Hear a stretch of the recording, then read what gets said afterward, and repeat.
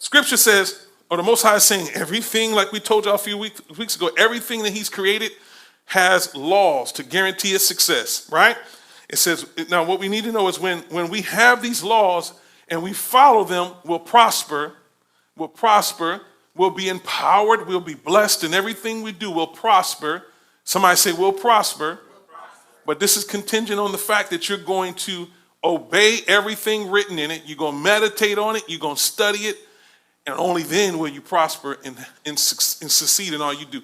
So real success is when you know who you are, knows whose you are, and you operate and you live out your life purpose. Because that means that you're successful in doing exactly what you've been placed here to do. And then what happens is most of us, we meander through life and we never discover who we are because we're so busy being other people that we never get a chance to understand who we are and what we've been created to do. So we live most of our lives as counterfeits. And that's why you're unhappy. And that's why you're not excited about life, because you have never discovered who you are, your gifting, and what you've been called here to give to the world. Once you discover that, you can do that from anywhere. You can do that from your attic. You understand what I'm saying? So what has to happen is you have to understand, man, if I study this book of instruction, continually meditate on it day and night, so that because I got the King James in my mind, so I got to read it intentionally, on it day and night, so you will be sure to obey everything written in it. Only then will you prosper and succeed in all that you do. You have to understand what he's saying is that if you become a person of principle, because principles are fixed laws, right? We've been teaching this for quite some time. Principles are fixed laws. Number one, they're permanent.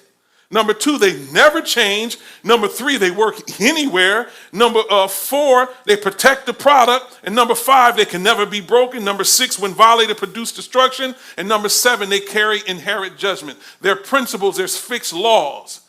Okay? And if you become a person of principle, if you become a person of the word, if you follow this book of the law, it will guarantee you will have success.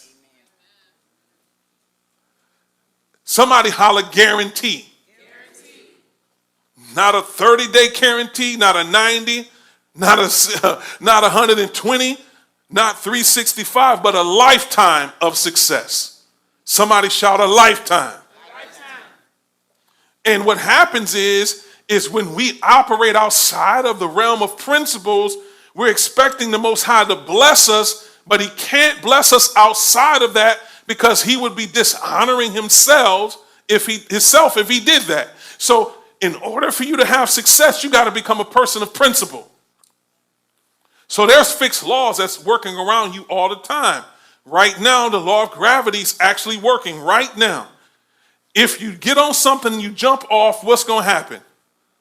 You're going to come down, right? That's the law of gravity. What goes up? What goes up?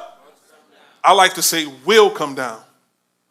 Now, there is a law called a law of lift and thrust that looks as if it's defying gravity. It is just taking precedence over gravity until an engine kick out on a plane.